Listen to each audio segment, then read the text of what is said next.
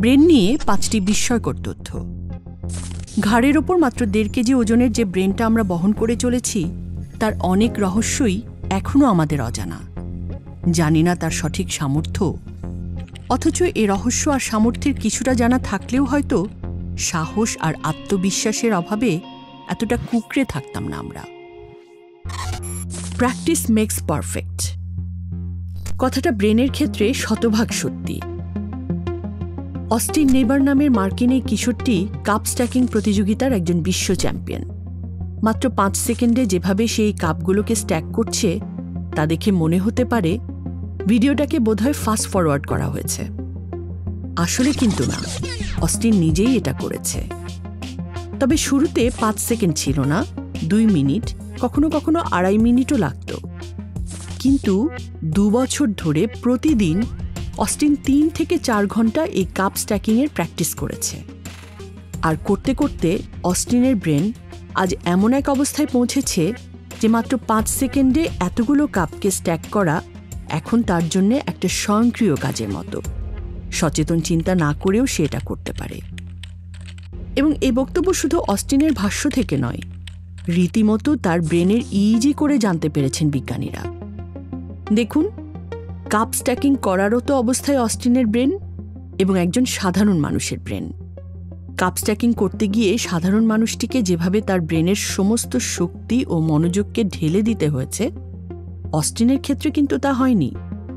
বরং ইজি দেখে মনে হচ্ছে তার ব্রেন যেন বিশ্রাম করছে। এটা কিভাবে হলো? বিজ্ঞানীরা বলছেন বছরের পর বছর অনুশীলন করতে করতে অস্টিনের ব্রেনে সংযোগায়নের একটা বিশেষ সেট তৈরি হয়েছে।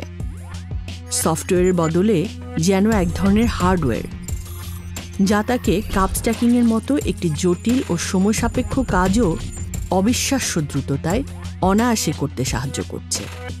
এবং এটা শুধু কাপ স্ট্যাকিং নয়, যে কোনো নতুন স্কিল শেখার সময়ই হয়। আপনি যত অনুশীলন করবেন তত তা আপনার ব্রেনের সফটওয়্যার থেকে হার্ডওয়্যারে পরিণত হবে। ব্যাপারটা নির্ভর করে এর পেছনে আপনি কত সময়, পরিশ্রম ও মনোযোগ দিচ্ছেন।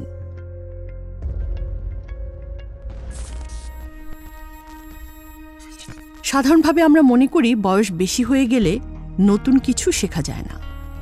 ধারণাটা সঠিক নয়। লন্ডনের ব্ল্যাক ক্যাব ড্রাইভারদের নিয়ে বড় ধরনের একটি গবেষণা করেছিলেন নিউরোসায়েন্টিস্টরা। ব্ল্যাক ক্যাবের একজন ড্রাইভার হতে হলে স্মৃতিশক্তির এক কঠিন পরীক্ষা দিতে হয় পরীক্ষার্থীদের। 24,000 রাস্তা, 50,000 ঠিকানা, 640 মাইল বিস্তৃত শহর লন্ডনের সমস্ত অলিগলি, এবং এটা তাদেরকে মুখস্থ বলতে হবে।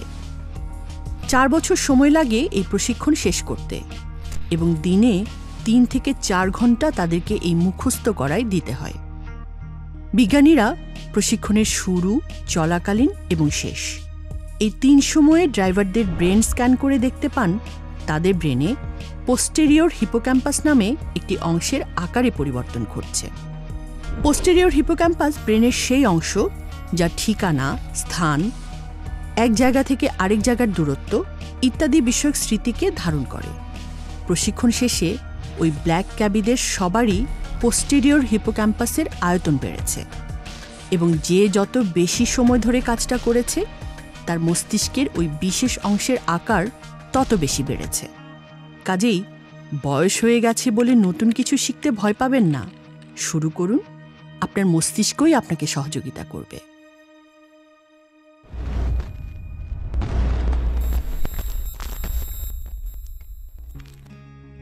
বয়স হয়ে গেলে আলঝেইমার্স, পার্কিনসন্স ইত্যাদি মস্তিষ্ক ঘটিত রোগ হতে দেখা যায় অনেক মানুষের। বলা হয় এগুলো নাকি বয়সের স্বাভাবিক পরিণতি। যদি তাই হয় তাহলে 87 বছর বয়সে মোরারজি দেশাই ভারতের প্রধানমন্ত্রী হলেন কেমন করে? 92 বছর বয়সে মাহাথির মোহাম্মদ কিভাবে মালয়েশিয়ার প্রধানমন্ত্রিত্ব নিতে পারেন? 127 বছর বয়সেও অটুট স্মৃতি নিয়ে কথা বলতে পারেন সাধক শিবানন্দ, বাংলাদেশের হবিগঞ্জে যার জন্ম হয়েছিল। বিজ্ঞানীরা বলছেন বয়সের সাথে মস্তিষ্কের বুড়িয়ে যাওয়ার সম্পর্ক থাকলেও মানুষটি কী ধরনের জীবনাচার অনুসরণ করছেন তাই আসলে নির্ধারণ করে বয়সকালে মানুষটি এসব স্মৃতিভংস রোগে আক্রান্ত হবেন কিনা।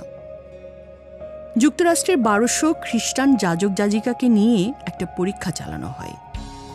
এদের বেশিরভাগই 90 বা তার চেয়ে বেশি বছর বেঁচে ছিলেন এবং মৃত্যুর আগ পর্যন্ত তাদের চিন্তা, স্মৃতি, শারীরিক সক্ষমতা অটুট ছিল। বিজ্ঞানীরা নিয়মিতভাবে তাদের শারীরিক মানসিক সামর্থ্যের পরীক্ষা নিতেন এবং মৃত্যুর পর তাদের ব্রেন নিয়েও তারা পরীক্ষা করবেন সে সম্মতি সংগ্রহ করে রেখেছিলেন। যখনই কেউ মারা যেতেন, গবেষকরা ছুটে যেতেন তাদের মস্তিষ্কের টিস্যু স্যাম্পল সংগ্রহের জন্য।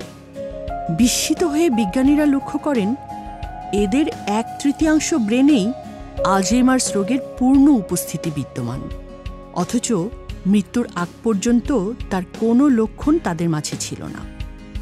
তারা কেউ দুস্থ শিশু পড়াতেন, কেউ দরিদ্র রোগী দেখতেন, কেউ সিস্টারদের ড্রাইভ করে বিভিন্ন জায়গায় নিয়ে যেতেন, এমনকি সুডোকো, পাজল গেম এসব খেলাতেও তারা অভ্যস্ত ছিলেন।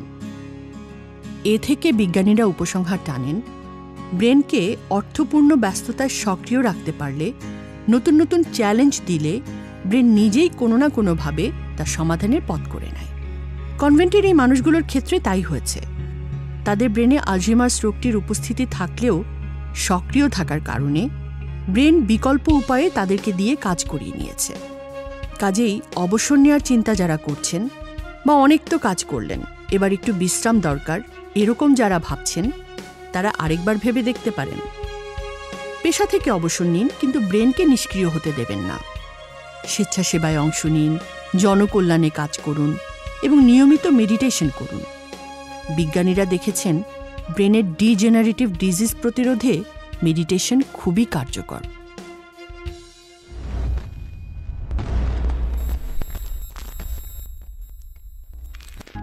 পশুর ব্রেনের সাথে মানুষের ব্রেনের একটা পার্থক্য হলো, একটি পশু শিশু জন্মায় মোটামুটি পরিণত একটি ব্রেন নিয়ে।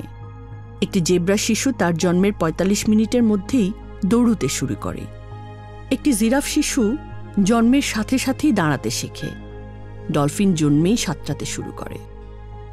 কিন্তু মানব শিশু শুধু দাঁড়াতে বা কথা বলতে শিখতেই তার মাসের পর মাস লেগে যায়। পুরোপুরি স্বনির্ভর হতে আরও অনেক বছর। মানব শিশুর ব্রেন থাকে অপরিণত অবস্থায়। পরিবেশ, প্রেক্ষাপট, বেড়ে ওঠার সময়কার অভিজ্ঞতা, শেখার সুযোগ এসব তাকে আস্তে আস্তে পরিণত করে। এবং বিজ্ঞানীরা বলছেন এই বিকাশের সবচেয়ে গুরুত্বপূর্ণ সময় হল জন্মের পর থেকে 2 বছর পর্যন্ত। এ সময় শিশু যত ভালো পরিবেশ পাবে, যত মমতা, মনোযোগ আর নতুন অভিজ্ঞতার সংস্পর্শে আসবে, তত তার ব্রেন বিকশিত হবে। রোমানিয়ার অনাথাশ্রমে লালিত শিশুদের নিয়ে একটা গবেষণা হয়েছিল। স্বৈরশাসক নিকোলাই চসেস্কুর শাসনামলে দেশটিতে প্রায় 1,70,00,000 শিশু অনাথ হয়। এদের মধ্যে যাদের বয়স 2 বছরের কম ছিল এবং সময়টা কেটেছে অনাথাশ্রমের মমতাহীন, মানুষের স্পর্শহীন পরিবেশে, বিজ্ঞানীরা দেখেছেন পূর্ণ বয়সেও তাদের ব্রেনের সঠিক বিকাশ হয়নি। এদের IQ 60-এর কম, কথা শিখেছে দেরিতে, ADHD বা মনোযোগের ঘাটতি এবং শিক্ষা জীবনেও ব্যর্থতা। এটা এমনকি 4 বছর বয়সে যাদেরকে দত্তক দেওয়া হয়েছে কোনো পরিবারের কাছে, যেখানে মমতাহীনতার ওই সমস্যাগুলো আর ছিল না, তাদের ক্ষেত্রেও রয়ে গেছে। কিন্তু আবার যাদেরকে বয়স 2 বছর হবার আগেই দেওয়া হয়েছে, তাদের ক্ষেত্রে ঘটেনি। এবার একটু ভেবে দেখুন, আপনার পরিচিত কোন শিশুটি এখনও 2 বছর পেরোয়নি? শিশুটি কি পর্যাপ্ত মমতা, মনোযোগ আর অভিজ্ঞতার স্পর্শ পাচ্ছে? ইতিবাচক বেড়ে ওঠা পাচ্ছে? না পেলে কিভাবে তার পরিবারকে এতে উদ্বুদ্ধ করা যায়? কারণ এটা খুবই গুরুত্বপূর্ণ শিশুটির বাকি জীবনের ভিত্তি গঠনের জন্য।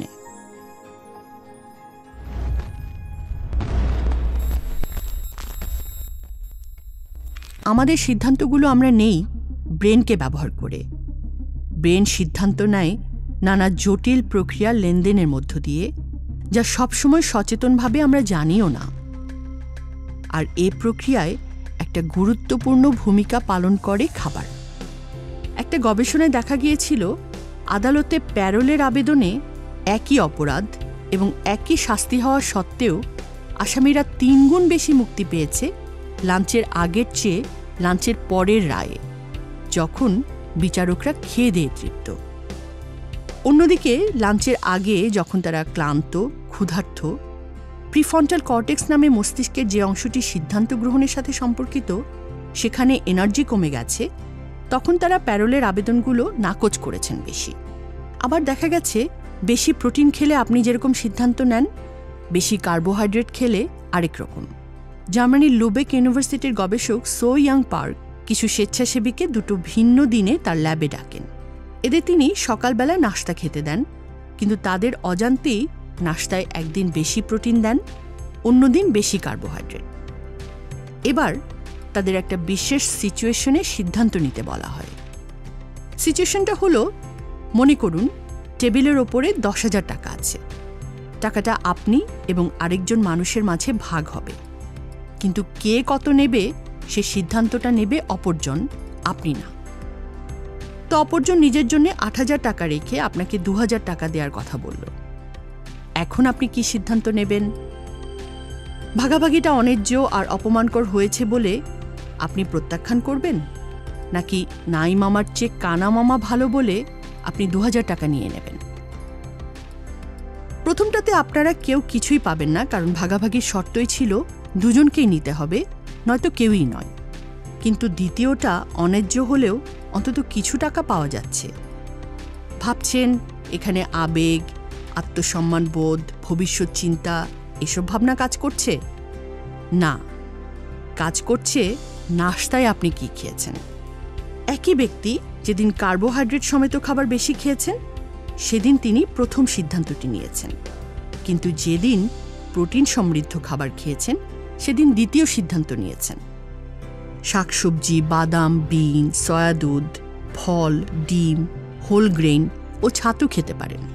আপনার মস্তিষ্ককে সুচালিত রাখতে হলে আপনি কি খাচ্ছেন তার প্রতি নজর দিন।